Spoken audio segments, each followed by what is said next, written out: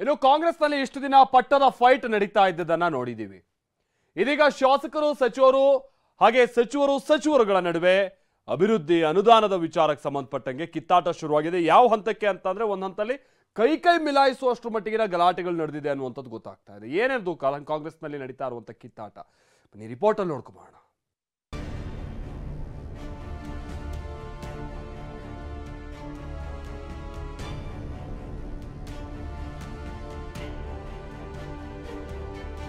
ನಿನ್ನೆ ಸಿಎಲ್ಪಿ ಸಭೆ, ಇಂದು ವಿಧಾನಸೌಧದಲ್ಲಿ ವಾಗ್ವಾದ. ಬಜೆಟ್ ಮಂಡನೆಯಾಗಿದೆ. ವಿಪಕ್ಷಗಳು ಸರ್ಕಾರದ ವಿರುದ್ಧ ಒಂದೊಂದೇ ಅಸ್ತ್ರಗಳನ್ನ ಝಳಪಿಸ್ತಾ ಇವೆ. ಹೀಗಿರುವಾಗ ಒಗ್ಗಟ್ಟಾಗಿ ವಿಪಕ್ಷಗಳಿಗೆ ತಿರುಗೇಟು ಕೊಡಬೇಕಾಗಿದ್ದ ಆಡಳಿತ ಪಕ್ಷದಲ್ಲೇ ಸಚಿವರು ಶಾಸಕರ ಮಧ್ಯೆ ಮುನಿಸು ಏರ್ಪಟ್ಟಿದೆ. ನಿನ್ನೆ ಸಿಎಲ್ಪಿ ಸಭೆಯಲ್ಲಂತೂ ಸಚಿವರಿಬ್ಬರ ಮಧ್ಯೆ ಕೈ ಮಿಲಾಯಿಸುವ ಹಂತಕ್ಕೆ ಜಟಾಪಟಿ ನಡೆದಿದೆ. ಅದೇನು ಅಂತ ತೋರಿಸ್ತೀವಿ.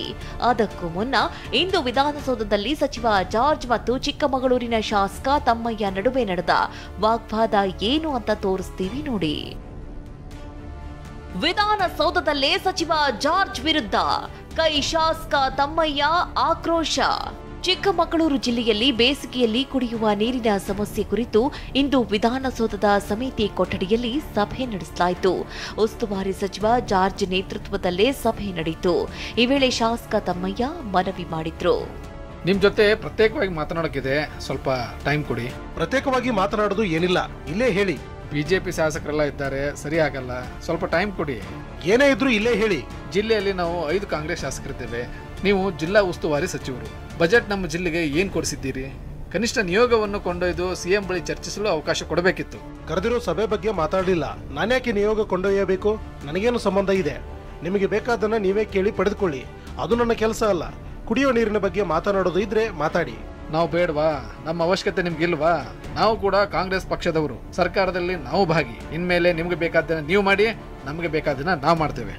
ಹೀಗೆ ಶಾಸಕ ತಮ್ಮಯ್ಯ ರಾಂಗ್ ಆಗ್ತಿದ್ದಂತೆ ಕೆಜೆ ಜಾರ್ಜ್ ಸಹ ಇನ್ಮೇಲೆ ನಿಮ್ಮನ್ನ ಯಾವ ಸಭೆಗೂ ಕರೆಯಲ್ಲ, ನಡೀರಿ ಅಂದ್ರು.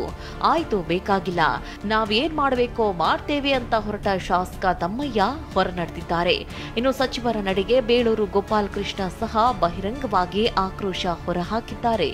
ನಮ್ಮ ಸಿಎಲ್ಪಿ ಮೀಟಿಂಗ್ ಅಲ್ಲಿ ನಾವು ಮುಕ್ತವಾಗಿ ಚರ್ಚೆ ಮಾಡಲಿಕ್ಕೆ ನಮಗೆ ಅವಕಾಶ ಇದೆ. ಮುಖ್ಯಮಂತ್ರಿಗಳು ಉಪಮುಖ್ಯಮಂತ್ರಿಗಳು ಮಾತಾಡಿದ ಮೇಲೆ ನಮಗೆ ಅವಕಾಶ ಇದೆ, ಚರ್ಚೆ ಮಾಡ್ತೀವಿ. ನಮ್ಮ ಹಕ್ಕುಗಳನ್ನು ಕೇಳಲಿಕ್ಕೆ ನಮಗೆ ಅವಕಾಶ ಇದೆ, ನಾವು ಕೇಳಿದ್ದೀವಿ. ಅದರಲ್ಲೇನು ತಪ್ಪಿಲ್ಲಲ್ಲ. ಇವತ್ತು ಕೆಲವರಿಗೆ ನಮಗೆ ಅನುದಾನ ಇಲ್ಲ ಅಂತ ಹೇಳ್ತಾರೆ, ಇನ್ನು ಕೆಲವರು ನಮಗೆ ಮಂತ್ರಿಗಳು ಸರಿಯಾಗಿ ಮಾತಾಡಲ್ಲ ಅಂತ ಹೇಳಿರ್ಬೋದು. ಇದೇನಾದ್ರು ಹೇಳ್ತಾರೆ, ಅದನ್ನು ನಮ್ಮ ಮುಕ್ತವಾಗಿ ನಾವು ಚರ್ಚೆ ಮಾಡ್ಕೊಂಡಿದ್ದೀವಿ. ಇದರಲ್ಲೇನು ತಪ್ಪೇನಿಲ್ಲಲ್ಲ, ನಾವು ಕೇಳೋಕೆ ಹಕ್ಕಿದೆಯಲ್ಲ. ಈಗ ಸಚಿವರೇನು ಮೇಲ್ಗಡೆಯಿಂದ ಇಳಿದು ಬರ್ತಾರಾ? ನಾವು ಇದ್ರ ತಾನೇ ಸಚಿವರಾಗೋದು ಅಲ್ವಾ? ಹೌದಲ್ಲ? ಹಂಗಾಗಿ ಅವ್ರು ಗೌರವ ಕೊಡಲೇಬೇಕಲ್ಲ. ಯಾವುದೇ MLA ಬರಲಿ, ಯಾರೇ ಇವರು ಬಂದರೂ ಸಹ ಸಚಿವರು ಗೌರವ ಕೊಟ್ಟು ಕೆಲಸ ಆಗುತ್ತೋ ಬಿಡುತ್ತೋ ಅವ್ರಿಗೆ ಗೌರವಯುತ ಮಾತಾಡೋದು ಕಲಿಬೇಕನ್ನೋದು ನಮ್ದು ವಾದ ಇದೆ. ಅದಲ್ಲೇನು ತಪ್ಪಿಲ್ಲ. ಕಾಂಗ್ರೆಸ್ ಶಾಸಕಾಂಗ ಪಕ್ಷದ ಸಭೆಯಲ್ಲಿ ಸಚಿವರ ನಡುವೆ ಕಿತ್ತಾಟ.